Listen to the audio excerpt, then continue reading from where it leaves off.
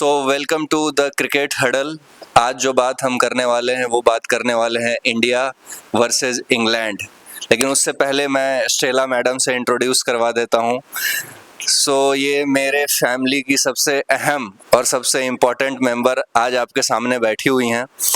ठीक है, तो हम और स्टेला आज इसी पे बात करेंगे कि कैसे गौतम गंभीर को हटाया जाए, जिस पे स्टेला भी एग्री करती है। ठीक है, तो आज इसी पे चर्चा होगा। और दूसरा ये भी बात करेंगे कि इंडिया कैसे हार गई, इंडिया क्यों हार गई। तो आज हम बात करेंगे इसी पे। आज हम बात करने वाले हैं कि क्या कारण हुआ, ऐसा क्या हो गया कि इंडिया टीम एक टाइम पे जो फेवरेट दिख रही थी वो पूरा श्रृंखला हारने के कगार पे है।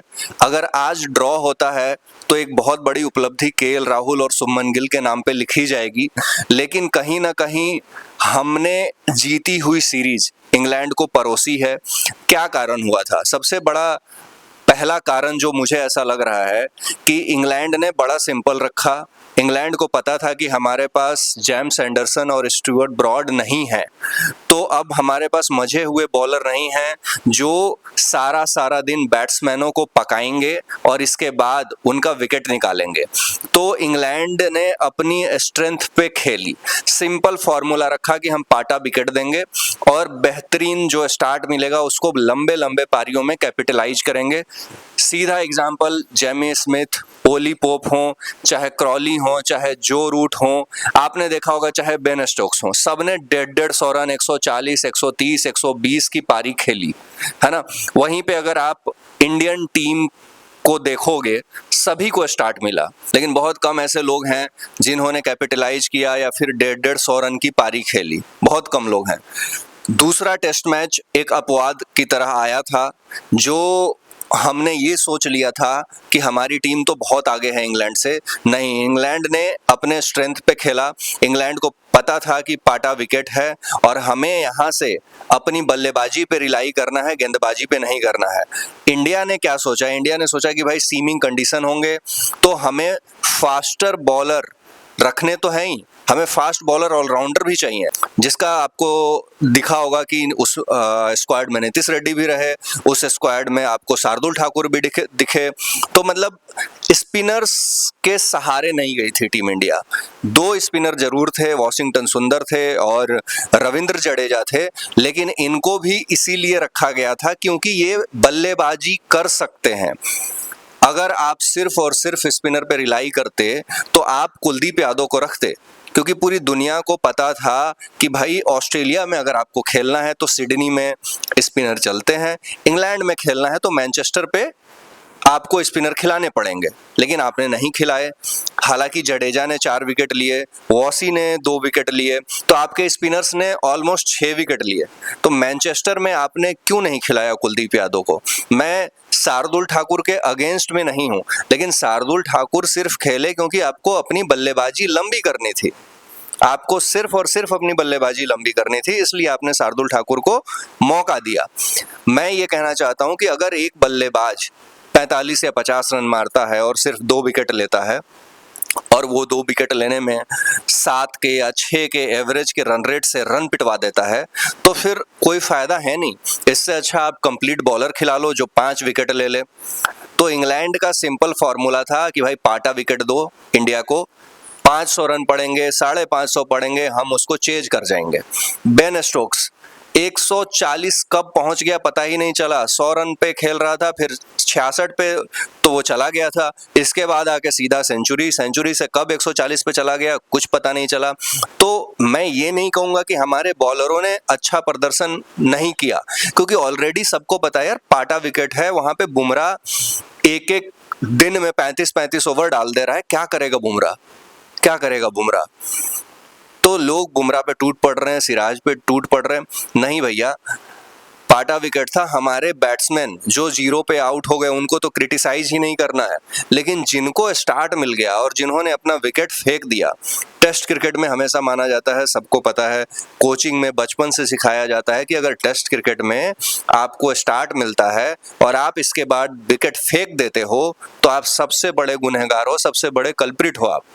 तो हमारे बल्लेबाजों ने यही किया कि स्टार्ट तो मिल गया, पाटा विकेट था, आपको स्टार्ट मिला, आपने कैपिटलाइज ही नहीं किया, आपने 150 रन की पारी नहीं खेली जो रूट की तरह, और जब स्ट्रेच करना था इनिंग को तब आप विकेट फेंक करके चले गए। तो कहीं ना कहीं एक सबसे बड़ा यही रहा असेसमेंट कि इंग्लैंड अपने स्ट्रेंथ पे खेला और भारत को मजबूर कर दिया कि हम भी इंग्लैंड के स्ट्रेंथ की तरफ देखें। इंग्लैंड ने 3 ऑलराउंडर खिलाए। हम इंग्लैंड क्यों बनना चाह रहे हैं? हम भारत हैं, हमारे पास कुलदीप यादव जैसा स्पिनर बाहर बैठा हुआ है, हम पहले तो हर्षित राणा को सिलेक्ट करते हैं, फिर उसको बाहर भेज देते हैं, इसके बाद अंशुल कंबोज को भी हम कहते हैं तुम घर चले जाओ, इसके बाद जब हमारी पिटाई होने लगती है, जब इंजरी निकल करके सामने आता है आकाशदीप अर्शदीप का, तब आप वापस से अंशुल कंबोज को बोलते हो कि फ्लाइट पकड़ के आओ और सीधा मैच खिला देते हो। अंशुल कंबोज मैच खेलते हैं, उनसे बॉल फेंका नहीं जा रहा है। 120, 124 टेस्ट मैच में आप इंग्लैंड में, इससे अच्छा था कि रविंद्र जडेजा को करवा देते। 100 के स्पीड से तो रविंद्र जडेजा फेंक देते हैं। सो अगर रविंद्र जडेजा आपके पास हैं ऑलरेडी जो 110, 120 के स्पीड से फेंकते हैं, और इसके बाद अंशुल कंबोज को आप इंट्रोड्यूस करते हो जो 120 के स्पीड से फास्टर बॉलर होके फेंक रहे हैं, तो फिर अंशुल कंबोज और रविंद्र जडेजा में कोई फर्क नहीं है। हमने एक्सेस नहीं किया है, इंग्लैंड अपने एडवांटेज को अच्छे से यूटिलाइज किया। उनको पता था एंडरसन नहीं है, ब्रॉड नहीं है, पाटा विकेट दो, 550, 600 कोई भी रन मारना हो, बाज बॉल खेलेंगे और चेज कर जाएंगे। तो हम इंग्लैंड बनने के चक्कर में हार गए। उन्होंने 3 ऑलराउंडर खिलाया, तो जस्ट बिकॉज हम 3 ऑलराउंडर लेकर के उतर जाएं, ये कोई तर्क नहीं है। हमें अपने स्ट्रेंथ पे खेलना था, न कि हमें इंग्लैंड की कमजोरी पे जाना था। अब बात करता हूं एशिया कप में, जहां पे इतना सारा हो हल्ला ड्रामा करने के बाद बीसीसीआई जो है फाइनली पाकिस्तान के आगे झुक गई है। एशिया कप में हमें क्या जरूरत थी सेम ग्रुप में रहने की, और सेम ग्रुप की बात अगर हटा दी जाए, हमें एशिया कप क्यों खेलना है?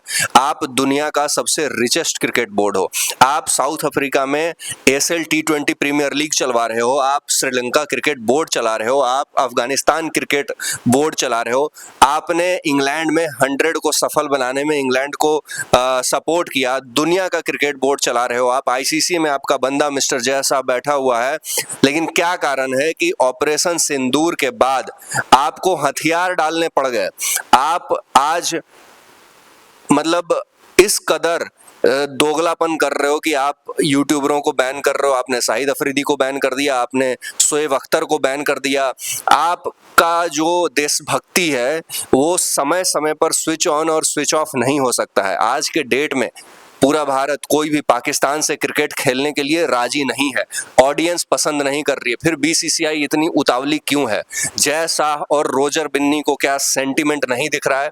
आप सबसे बड़े पोजीशन पे बैठे हुए हो, आपने ये देखा है कि WCL अभी कैंसिल हुआ है। क्यों कैंसिल हुआ? क्योंकि उसमें छोटा अमाउंट ऑफ मनी लगा हुआ था, बहुत बड़ा पैसा नहीं लगा हुआ था।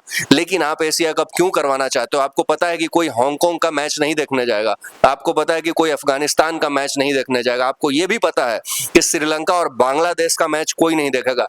यानी कि इनडायरेक्ट वे में ये बाइलेटरल सीरीज आप करवा रहे हो, इंडिया वर्सेज पाकिस्तान, और वहां से सिर्फ और सिर्फ पैसा कमा रहे हो। यानी कि कुछ पैसों में आप बिक चुके हो, आपकी देशभक्ति बिक चुकी है। आप एक तरफ दोगलापन ये दिखा रहे हो कि भाई हम वहां के जो कमेंटेटर्स हैं उनको इंडिया में आईपीएल में कमेंट्री नहीं करने देंगे, इंडिया में आईपीएल जो है पाकिस्तानी खिलाड़ी नहीं खेल सकते हैं, उनके यूट्यूब्स को बैन कर देंगे। लेकिन आपका दोगलापन तब कहां चला जाता है जब आप एशिया कप में एक मैच आप बायकॉट नहीं कर पा रहे हो, आप पाकिस्तान को ये नहीं बोल पा रहे हो कि हम आपके साथ अब कोई भी मैच नहीं खेलेंगे। तो यानी कि क्लियर कट दिख रहा है कि जहां पे पैसा बन रहा है वहां पे आपने अपनी देशभक्ति पीछे रख दी है।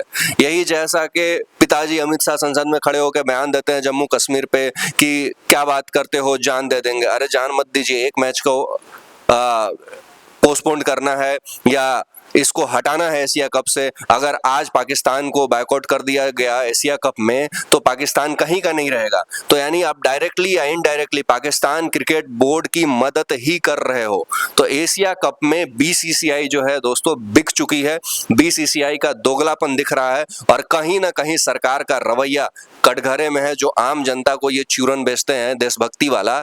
लेकिन दिक्कत है कि तुम भी चूरन चाटना पसंद कर रहे हो क्योंकि तुमको चूरन पसंद है, ये डायलॉग था अभी स्पेशल ओपीएस में, तो ये बहुत सही डायलॉग बैठ रहा है कि हम लोग आवाज नहीं उठाएंगे तो जैसा घंटा उसको फर्क नहीं पड़ता है, उनका देशभक्ति जो है पैसों के मामले में स्विच ऑफ हो जाता है, जो कि इस केस में पर्टिकुलरली दिख रहा है। तो चैनल को लाइक कीजिए, शेयर कीजिए, सब्सक्राइब कीजिए और वीडियो अच्छी लगे तो बेल आइकन के बटन को जरूर दबाइएगा और एशिया कप पर अपनी राय जो है कमेंट सेक्शन में जरूर बताइएगा। मिलते हैं रात को लाइव सेशन में 10 से 10:30 बजे के बीच में, जहां पे मैं आपके लाइव सवालों का जवाब दूंगा। तो तब तक के लिए बेल आइकन के नोटिफिकेशन को दबा के रखिए। चैनल नहीं सब्सक्राइब किया तो चैनल को सब्सक्राइब जरूर कीजिए। धन्यवाद।